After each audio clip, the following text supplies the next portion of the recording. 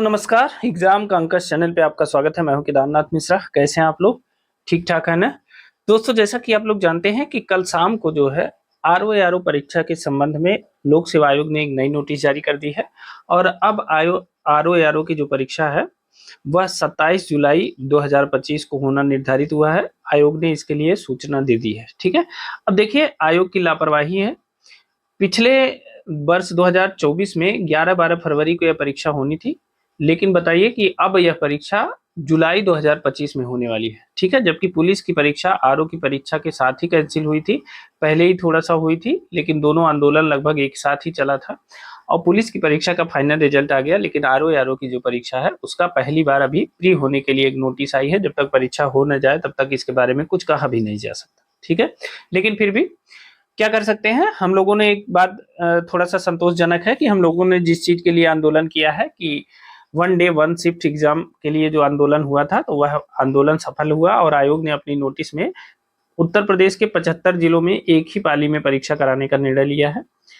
अब 27 जुलाई को यह परीक्षा होने वाली है, तो आप लोग भी तैयारी में जुट जाइए। और एक चीज का ध्यान रखिए कि जो पीसीएस की परीक्षा होती है, यूपी पीसीएस की परीक्षा एक पैटर्न पे होती है, लेकिन आरओ की परीक्षा में जो प्रश्नों का आप स्वरूप देखेंगे तो अंड बंड प्रश्न इधर उधर से पूछ लिए जाते हैं। ठीक है, तो ऐसे प्रश्नों के लिए भी आपको तैयार रहना चाहिए। ठीक है, बेतरतीब प्रश्न आते हैं, कभी कभी ऐसे ऐसे फैक्ट पूछ लिए जाते हैं जहां तक कभी आदमी अगर बहुत डीप किसी चीज को ना पढ़ा रहे तो थोड़ा सा मुश्किल हो जाता है उसको सॉल्व करना। तो आप ज्यादा से ज्यादा आरओ के लिए आप पीवाईक्यू सॉल्व किया करिए। और यहाँ की जो परीक्षा होती है उसमें कैसे प्रश्न आते हैं, कहाँ से आते हैं, इसके लिए एक हमने डेडिकेटेड वीडियो बनाई थी, आप देख लीजिएगा। चूंकि मामला बहुत पुराना हो गया, लेकिन फिर भी अभी यूट्यूब पे पड़ी हुई है वह वीडियो, जिसमें हमने बताया था कि 3 महीने में कैसे हम आरओ की परीक्षा को क्रैक कर सकते हैं। उसके लिए हमने पुराने पेपरों का सहारा लिया था और उस हिसाब से डिस्क्राइब किया था, बताया था आपको कि कैसे जो है आप एक टारगेटेड मतलब वो तैयारी करके आरओ की परीक्षा को 3 महीने में क्रैक कर सकते हैं। ठीक है, तो उसको उस वीडियो को आप सर्च कर लीजिएगा और एग्जाम का अंकश चैनल पे जाएंगे तो वहां आपको वह वीडियो मिल जाएगी। और उससे आप देख सकते हैं कि 2016 से लेकर 2021 तक जो पैटर्न रहा आरओ परीक्षा का वो कैसा रहा। ठीक है, तो वहां से उन चीजों को समझ लीजिए। और आप जानते हैं कि 60 प्रश्न हिंदी के आते हैं, तो हिंदी की तैयारी भी ठीक ठाक करिए, क्योंकि हिंदी के प्रश्नों की जितनी गलतियां होंगी उतना आप परीक्षा से बाहर होने की तरफ जाएंगे, और जितनी कम गलतियां होंगी उतना आप प्री को श्योर करने की तरफ आगे बढ़ेंगे। ठीक है, तो इस चीज को ध्यान रखते हुए आरओ के लिए लग जाइए, बिल्कुल लग जाइए अभी से। ठीक है, क्योंकि 27 जुलाई आने में ज्यादा समय नहीं लगेगा। अभी तो गर्मी पड़ेगी, भयानक गर्मी पड़ेगी, शादी विवाह इसी में पड़ेंगे, सबको आना जाना है इधर, तो वह समय भी आपका कटेगा। ठीक है, ऐसा तो है नहीं कि आप गैर सामाजिक आदमी या असामाजिक आदमी है पूरी तरह से, तो समय का नुकसान तो करते ही है। तो इसलिए जो है इन सब चीजों को देखते हुए अभी से लग जाइए और एकदम टारगेटेड पढ़ाई करिए आरओ के लिए। ठीक है ना, अब तो कोई शंका की बात नहीं है कि कब परीक्षा होनी है कब नहीं होनी है, तो अभी से लग जाइए। और देखिए एग्जाम का अंकश चैनल पे आपके लिए जो आरओ के लिए हम एक अलग बैच चलाएंगे, और जो हमारा उद्देश्य है कि हम कम प्रश्नों में कम प्रश्न पढ़ा के ज्यादा फंसाने का प्रयास करते हैं कि उसमें से ही आपको सफलता मिल जाए, बहुत ज्यादा प्रश्नों को पढ़ने की जरूरत न पड़े। क्योंकि प्री परीक्षा ऑब्जेक्टिव होती है, आप जानते हैं, और उसमें जो सही आंसर होता है वो आपके सामने होता है।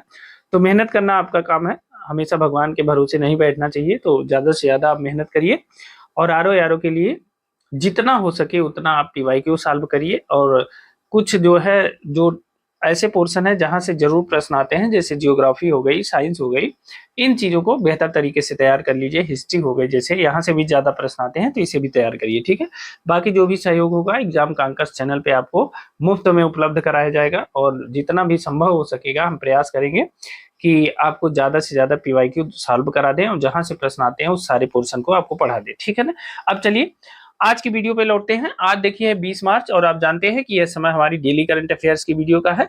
तो आज 20 मार्च की जो महत्वपूर्ण परीक्षा उपयोगी खबरें हैं उनको देख लेते हैं कि कौन कौन सी ऐसी महत्वपूर्ण खबरें हैं जिनकी परीक्षा में पूछे जाने की संभावना है। तो देखिए आज की पहली खबर देखते हैं। देखिए आज की पहली खबर हमारा है, कौन सा देश विश्व पैरा एथलेटिक्स ग्रैंड प्रिक्स 2025 में 134 पदकों के साथ पदक तालिका में शीर्ष स्थान पे रहा।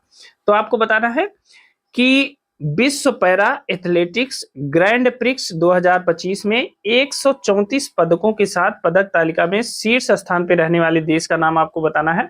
तो ऑप्शन ए है ऑस्ट्रेलिया, ऑप्शन बी है भारत, ऑप्शन सी है उज्बेकिस्तान और ऑप्शन डी है थाईलैंड। तो बताइए कौन सा देश है जिसने 134 पदक जीते हैं विश्व पैरा एथलेटिक्स ग्रैंड प्रिक्स में। तो देखिए वह देश है भारत, ठीक है ना। भारत ने 134 पदक जीते हैं विश्व पैरा एथलेटिक्स में, ठीक है ना। अब 134 पदकों में भारत ने 45 स्वर्ण पदक जीते हैं। कितने? 45 स्वर्ण पदक भारत ने जीते हैं और 40 रजत पदक, ठीक है। तो 45 स्वर्ण और 40 रजत के बाद जो बचता है 49 पदक हैं जो कांस्य हैं, ठीक है। 49 कांस्य पदक जीता है, ठीक है। तो इस प्रकार भारत ने कुल कितने पदक जीत लिए हैं? 134 पदक भारत ने जीते हैं और इन 134 पदकों के साथ भारत जो है पदक तालिका में प्रथम स्थान पे है या शीर्ष स्थान पे है, ठीक है ना। तो इसे याद रखिएगा, यह इंपॉर्टेंट है, ठीक है। एक चीज और, अगर आपसे यह पूछ लिया गया होता कि देश विश्व पैरा एथलेटिक्स ग्रैंड प्रिक्स 2025 का आयोजन कहाँ किया गया, तो देखिए इसका आयोजन किया गया है नई दिल्ली में। नई दिल्ली कहाँ स्थित है? भारत में स्थित है। तो ठीक है, नई दिल्ली यानी भारत में आयोजित किया गया है विश्व पैरा एथलेटिक्स ग्रैंड प्रिक्स, ठीक है। तो नई दिल्ली में आयोजित, इसे भी याद रखिएगा, इंपॉर्टेंट है। और कथन कारण के रूप में यह प्रश्न पूछा जा सकता है, एक से अधिक कथनों के रूप में इस प्रश्न को पूछा जा सकता है कि सर्वाधिक पदक जीतने वाला देश कौन है और इसका आयोजन कहाँ पे किया गया। तो ये दोनों प्रश्न आपके तैयार हो गए, ठीक है ना। अब चलिए अगले प्रश्न की तरफ चलते हैं। आज का जो हमारा दूसरा प्रश्न है वह है कि अंतरराष्ट्रीय ओलंपिक समिति यानी आईओसी ने 2028 लॉस एंजल्स ओलंपिक खेलों में किस खेल को फिर से शामिल करने की मंजूरी दे दी है, ठीक है। तो अंतरराष्ट्रीय ओलंपिक समिति ने 2028 लॉस एंजलिस ओलंपिक खेलों के में किस खेल को शामिल करने की मंजूरी दी है। यह खेल बाहर हो गया था, इसीलिए इसमें लिखा है फिर से शामिल, ठीक है ना। मतलब एक बार ये था फिर बाहर हो गया था, लेकिन फिर से इसे शामिल करने की मंजूरी दी है। ऑप्शन ए है मुक्केबाजी, ऑप्शन बी है क्रिकेट, ऑप्शन सी है फ्लैग फुटबॉल, ऑप्शन डी है बेसबॉल। तो बताइए कि किन खेलों को फिर से शामिल किया जाने वाला है। तो देखिए वह खेल है मुक्केबाजी, ठीक है।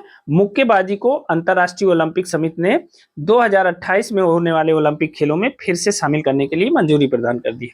अब एक चीज ध्यान रखिएगा कि यहां से देखिए एक प्रश्न और बनता है, अगर आपका ध्यान गया हो उस पर। अगर आपसे यह पूछ लिया जाए कि वर्ष 2028 का ओलंपिक खेलों का आयोजन कहाँ किया जाएगा, ठीक है ना। 2028 का अंतरराष्ट्रीय ओलंपिक खेलों का जो आयोजन है वो कहाँ किया जाएगा, अगर आपसे यह प्रश्न पूछा जाए तो देखिए लॉस एंजलिस में किया जाएगा, ठीक है ना। तो इस बात को भी याद रखिएगा, ठीक है। लॉस एंजलिस में वर्ष 2028 के अंतरराष्ट्रीय ओलंपिक खेलों का आयोजन किया जाएगा, इस बात को याद रखिएगा। चलिए अब आज के तीसरे प्रश्न की तरफ चलते हैं।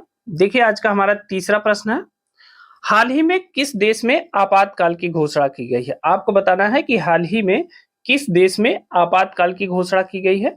ऑप्शन ए है चिली, ऑप्शन बी है मैक्सिको, ऑप्शन सी है गुयाना और ऑप्शन डी है पेरू। तो बताइए कि हाल ही में किस देश में आपातकाल की घोषणा की गई है। तो देखिए पेरू यानी डी ऑप्शन सही है, पेरू में हाल ही में आपातकाल की घोषणा की गई है, ठीक है।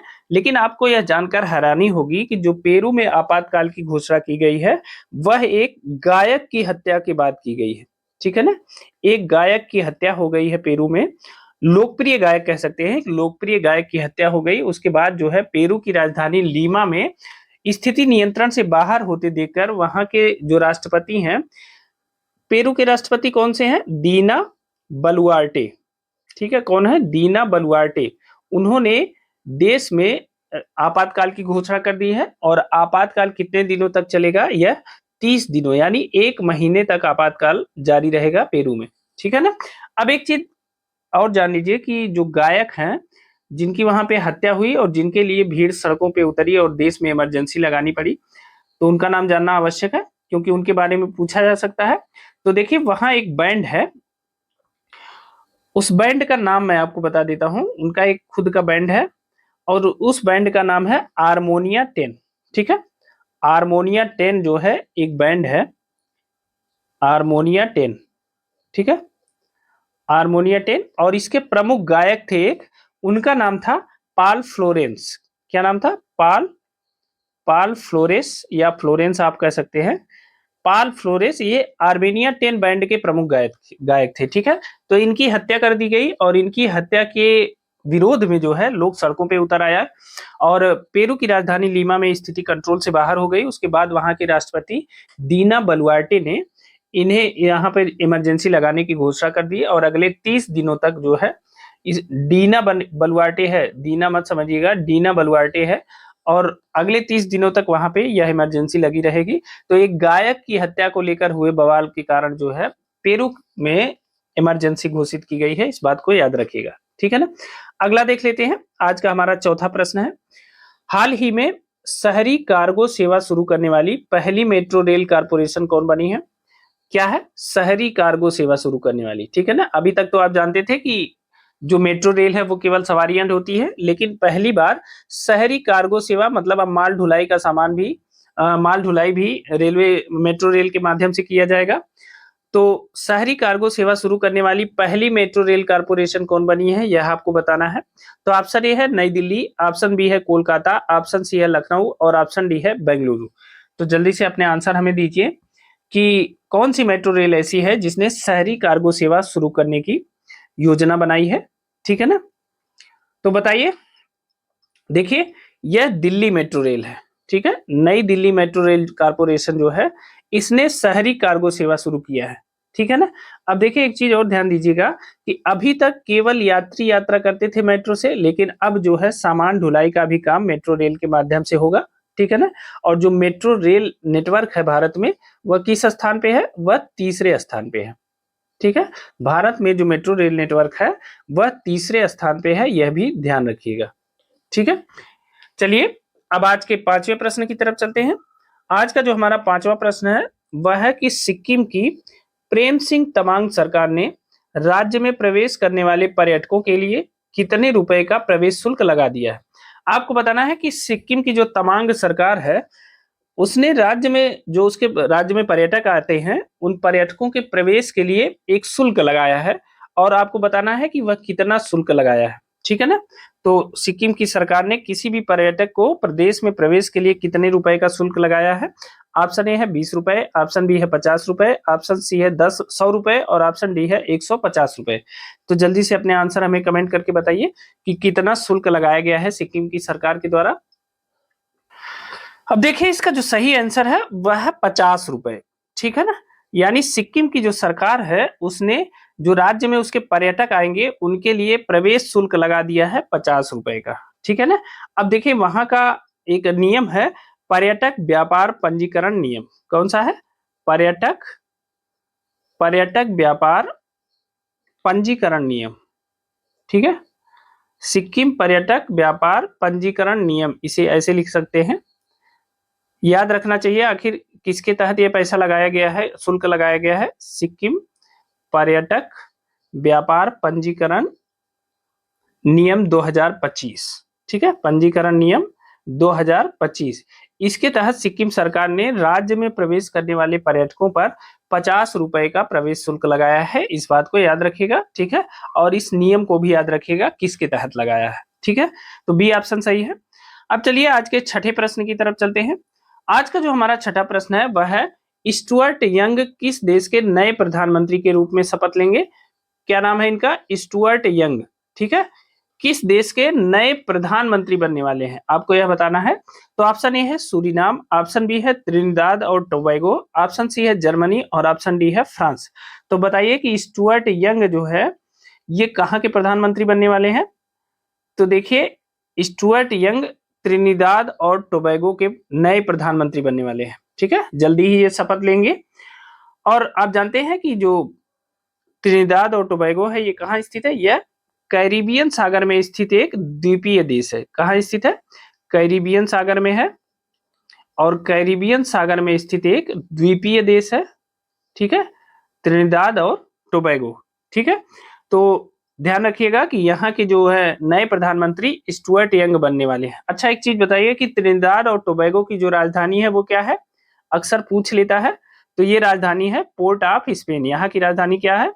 पोर्ट ऑफ स्पेन इसकी राजधानी है, इसे भी ध्यान रखिएगा। ठीक है ना, चलिए अब अगले प्रश्न की तरफ चलते हैं। आज का जो हमारा सातवां प्रश्न है वह है कि हाल ही में किसे फिट इंडिया आइकन, क्या फिट इंडिया आइकन चुना गया है, आपको बताना है। ऑप्शन ए है सोनू सूद, ऑप्शन बी है अक्षय कुमार, ऑप्शन सी है आयुष्मान खुराना और ऑप्शन डी है टाइगर श्रॉफ। तो बताइए कि हाल ही में किसे फिट इंडिया आइकन चुना गया है। तो इसमें से सी ऑप्शन सही है, आयुष्मान खुराना को फिट इंडिया आइकन चुना गया है हाल ही में। अब आयुष्मान खुराना जो है यह लोगों को फिटनेस और सेहत के लिए प्रेरित करेंगे। अब इनका काम क्या होगा कि लोगों को फिटनेस व सेहत के लिए प्रेरित करेंगे। ठीक है, अच्छी सेहत के लिए प्रेरित करेंगे, इस बात को ध्यान दीजिएगा। ठीक है ना, सेहत के लिए प्रेरित करेंगे। फिट इंडिया आइकन कौन बनाए गए हैं, वह बनाए गए हैं आयुष्मान खुराना, इस बात को ध्यान रखिएगा। ठीक है ना। अच्छा, अगर आपसे यह पूछा जाए कि फिट इंडिया आइकन की शुरुआत कब से हुई थी, तो देखिए फिट इंडिया आइकन की जो अभियान है यह एक अभियान के रूप में इसे चलाया जाता है। तो इस अभियान की शुरुआत वर्ष 2019 में हुई थी। ठीक है ना, तो इसकी शुरुआत कब हुई थी फिट इंडिया आइकन की, तो इसकी शुरुआत हुई थी वर्ष 2019 में। इस तथ्य को भी याद रखिएगा, क्योंकि आजकल लोक सेवा आयोग का कुछ पता नहीं है, कहां से कौन सा प्रश्न घुमा के पूछ ले। कभी-कभी तो डेट वाइज पूछ ले रहा है कि कौन सा युद्धाभ्यास किस तिथि से किस तिथि तक चला था, तो वर्ष तो पूछा ही जा सकता है। तो फिट इंडिया आइकन की शुरुआत हुई थी वर्ष 2019 में। ठीक है, और आयुष्मान खुराना वर्ष 2025 के फिट इंडिया आइकन बने हैं, इस बात को ध्यान रखिएगा। अब आ जाते हैं आज के 8वें प्रश्न की तरफ। आज का जो हमारा 8वां प्रश्न है वह है कि भारतीय रिजर्व बैंक यानी आरबीआई ने किस देश की केंद्रीय बैंक के साथ समझौता किया है। आपको बताना है कि आरबीआई, आप जानते हैं, रिजर्व बैंक ऑफ इंडिया ने किस देश के केंद्रीय बैंक के साथ समझौता किया है। तो ऑप्शन ए है मालदीव, ऑप्शन बी है नेपाल, ऑप्शन सी है मॉरिशस और ऑप्शन डी है श्रीलंका। तो बताइए कि भारतीय रिजर्व बैंक ने किस देश के केंद्रीय बैंक के साथ समझौता किया है। तो देखिए हाल ही में भारतीय रिजर्व बैंक ने मॉरिशस के केंद्रीय बैंक के साथ समझौता किया है, इस बात को याद रखिएगा, इंपॉर्टेंट है। ठीक है ना, आरबीआई का समझौता किसके साथ हुआ है, मॉरिशस के केंद्रीय बैंक के साथ हुआ है। ठीक है ना। अब देखिए भारतीय रिजर्व बैंक यानी आरबीआई ने और जो है मॉरिशस के जो केंद्रीय बैंक है जिसे कहते हैं बीओएम। ठीक है, आरबीआई और बीओएम ने बैंक ऑफ मॉरिशस इसे कहते हैं बीओएम को, और यह है रिजर्व बैंक ऑफ इंडिया। इन दोनों ने जो सीमा पार लेन देन है उसके लिए भारतीय रुपया और मॉरिशस रुपया के उपयोग को बढ़ावा देने के लिए एक रूपरेखा स्थापित करने के लिए दोनों ने समझौता किया है, आरबीआई ने और बीओएम ने। ठीक है ना, तो इस समझौते पर हस्ताक्षर किया है कि आप जानते हैं कि आरबीआई के गवर्नर कौन है। आरबीआई के वर्तमान गवर्नर है संजय मल्होत्रा ने। ठीक है, संजय मल्होत्रा। और बीओएम के जो गवर्नर हैं वो कौन है, यानी बैंक ऑफ मॉरिशस के गवर्नर कौन है, तो वह है रामकृष्ण सीतानंद। ठीक है, रामकृष्ण सीतानंद क्या है, यह बीओएम यानी बैंक ऑफ मॉरिशस के गवर्नर है।